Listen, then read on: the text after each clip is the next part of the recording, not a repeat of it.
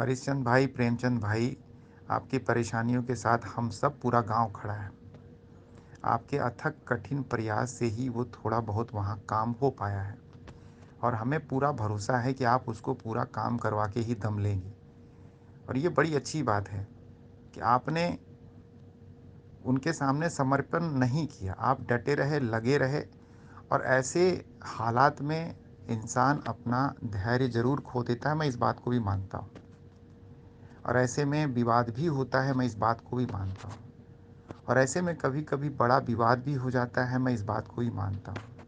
लेकिन मैं नहीं चाहता, हम सब नहीं चाहते, हम सब यहाँ इसीलिए हैं कि चीज़ें संतुलन बनी रहें, आपसी विवाद ना हो, काम सबका हो जाए।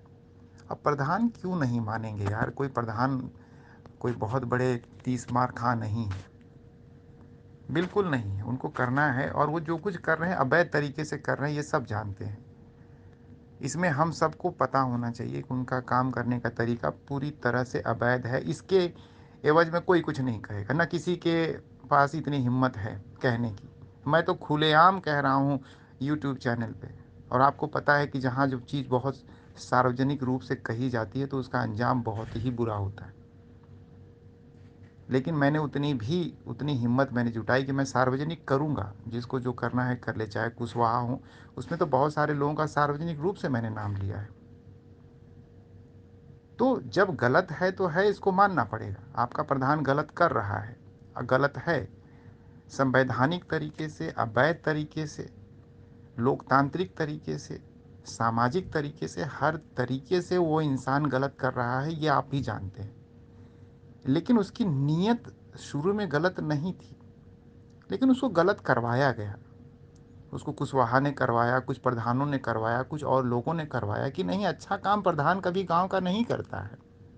कुछ अन्य गांव के प्रधानों ने करवाया कि भैया तू अच्छा काम जिन किया ना, तो हमारे सबको तो जो ना है हुक्का पानी बंद हो जाए।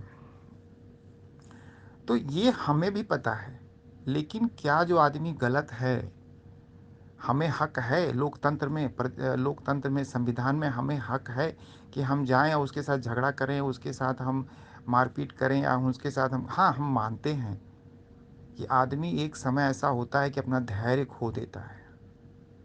आप मुझे बताइए, आप, मेरा दर्द आपको पता है, शायद आपको मेरा दर्द नहीं पता है। मुझे आए दिन मुझे भी नोटिस आती है, मैं भी मुकदमा लड़ रहा हूँ, मुझे भी न्याय नहीं मिल रहा है। क्या मैं लक्ष्मण चमार को मारपीट करने चला गया? वो तो रोज़ आता है, वहीं मेरी दुकान के वहाँ बैठा रहता है। तो मैं भी तो एक संवैधानिक लड़ाई लड़ रहा हूँ ना। मेरे लड़के ने क्या बिगाड़ा था? उसको तो गुनहगार बना दिया गया, अभियुक्त बना दिया। कल हो सकता है अरेस्ट भी हो जाएगा, उसका अरेस्ट वारंट भी आएगा। कोई उसके साथ खड़ा होगा? कोई नहीं खड़ा होगा। लेकिन आपकी इस लड़ाई में हमारा परिवार भी तो पिस रहा है, आपको पता है ना? शायद आपको पता नहीं है, मैं फिर से बता दूं कि हमारी इस गांव की लड़ाई में मेरा परिवार, मेरा बेटा तक पिस रहा है। हो सकता है वो अगले महीने अरेस्ट होकर उसको जेल में डाल दिया जाएगा। हमें नहीं मिल रहा है न्याय, हमें हाई कोर्ट से भी नहीं मिल रहा है। हाई कोर्ट से आदेश आया था कि एसपी अपनी जांच अपनी निगरानी में करवाएगा, नहीं करवाया एसपी। एसपी ने हाई कोर्ट के आदेश को नहीं माना, फिर हमने उस पर डाला, फिर जज चेंज हो गया, सरकारी वकील ने उनको भ्रमित कर दिया। हम लोग हैरान रह गए कि ये क्या हुआ। सरकारी वकील का नहीं सर, इसका एफआईआर रिपोर्ट लग जाएगा। हमें लगा कि एफआईआर रिपोर्ट लग जाएगा, फॉल्स रिपोर्ट लग जाएगी। कोई फॉल्स रिपोर्ट लगी नहीं, और जो रिपोर्ट लगी वो एकदम चौंकाने वाली थी, एकदम चौंकाने वाली रिपोर्ट लगी थी। उसमें सबको गुनहगार बना दिया गया, मुझे भी, बेटे को भी, और भी कितने लोगों को गुनहगार। तो मेरा कहने का मतलब ये है कि क्या करूं, मैं भी हथियार उठा लूं, मैं भी अपशब्द बोलूं, मैं भी लक्ष्मण को गाली दूं? ये तो गाली के ऊपर इतना बड़ा सब कुछ हो गया। क्या लक्ष्मण कोई गुनहगार या हम गुनहगार थे? नहीं थे। ये हमारे गांव की जो प्रक्रिया चल रही थी उसी के तहत जो है लक्ष्मण को आगे किया है। तो आपको भी पता है कि जब हमने ग्राम समाज की ज़मीन को लेकर के हमने कहा कि बच्चों को खेलने के लिए मैदान दो भैया, और जो बाकी ग्राम समाज की ज़मीन उसको खाली कर दो, कि जिससे हमारे गांव के विकास के कार्य के लिए हमको जगह ज़मीन मिल सके। ग्राम पंचायत को खाली करवा दो, उसको भी भाड़े पे दिया गया था। उसी को लेकर के तो ये सारा कुछ हुआ। सूबेदार उसको लेके गए, उससे फर्जी लिखवा करके फर्जी मुकदमा कर दिए। ये तो आपको भी पता है। तो मैं क्या करूं फिर? चलो मैं भी लड़ाई करूं, मैं भी गाली गलौज करूं, मैं भी ये करूं? नहीं, हम संविधान की मर्यादा को कायम करते हुए हमारी अपनी यूनिटी है, हमारे सब लोग हमारे साथ हैं, सबको पता है इस गांव में कि कहाँ गलत हो रहा है, सबकी आंखें खुली है। लेकिन उस आंखों को, उस सोच को, उस कान को और भी ज़्यादा खुला करना है लोगों को कि नहीं भैया ये गलत है तो गलत है। हमारे गांव में हर कोई पिस रहा है। हमारे यहाँ सड़क बन गई है, इसका मतलब थोड़ी है कि फिर हम बाकी गांव के विकास को नज़रअंदाज कर दें, हमारा काम बनता भाड़ में जाए जनता। नहीं, हमारे गांव का हर जगह, हर सड़क, हर डगर अच्छी होनी चाहिए, हर द्वार अच्छा होना चाहिए, हर किसी को नल मिलनी चाहिए, हर किसी को बिजली मिलनी चाहिए, हर किसी को उसका हक मिलना चाहिए। हमारी सोच ऐसी हो। लेकिन इस सोच को और सुदृढ़ करने के लिए आपने देखा था, मैं आया तो था पंचायत भवन में, एक आदमी भी आया, कोई नहीं आया, कोई नहीं आना चाहता है। तो उसके लिए हम जिम्मेदार हैं। हमारी एकता जब तक सुदृढ़ नहीं होगी, हम मजबूत नहीं होंगे, जब तक हम मजबूत नहीं होंगे हमारी आवाज़ सुनी नहीं जाएगी। लेकिन फिर भी आपने जो एक अथक परिश्रम किया, आपने जो इतनी जोरदार आवाज़ अपने वहाँ लगाई, उसका आपको फल मिल रहा है। आपका रास्ता बनेगा। जब लोग कह रहे हैं ना कि आपका रास्ता बनेगा, बनाएंगे, क्यों नहीं बनाएंगे। जब लोगों की आवाज़ उठेगी तो क्यों नहीं बनाएंगे।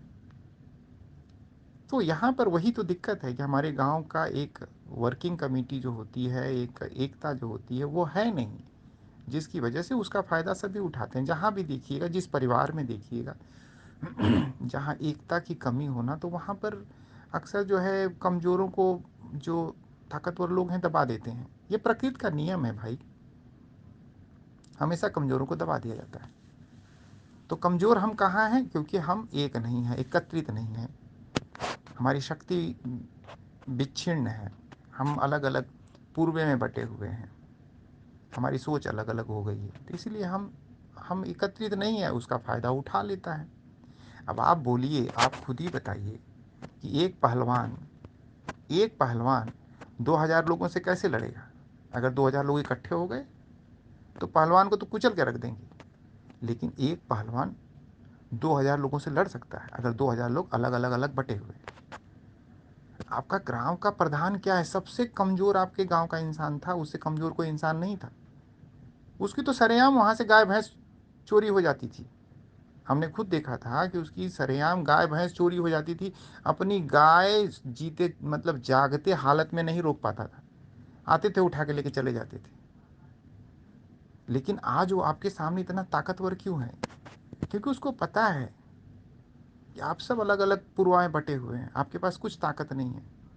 वो अगर 5 लोगों को भी अपने गांव में मिला लिया होगा, 10 लोगों को भी मिला लिया होगा, तो ताकतवर है वो 10 क्या 20 लोगों को मिला के रखा हुआ है। आपको दिखती होगी ना सब सेल्फी। तो उसके सामने हम कमज़ोर पड़ जाते हैं। लेकिन वहीं पर अगर हम गांव वाले एकत्रित होते तो फिर उसकी हिम्मत नहीं होती। तो हमारी जो सबसे बड़ी कमी है कि हम एकत्रित नहीं, हम आपस में ही विघटित हैं, हम आपस में ही अलग अलग अलग पूर्व में बटे हुए हैं। यही कारण है कि हमारा प्रधान इसका फ़ायदा उठा लेता है। चलिए मैं इसकी वीडियो बना के डाल देता हूँ।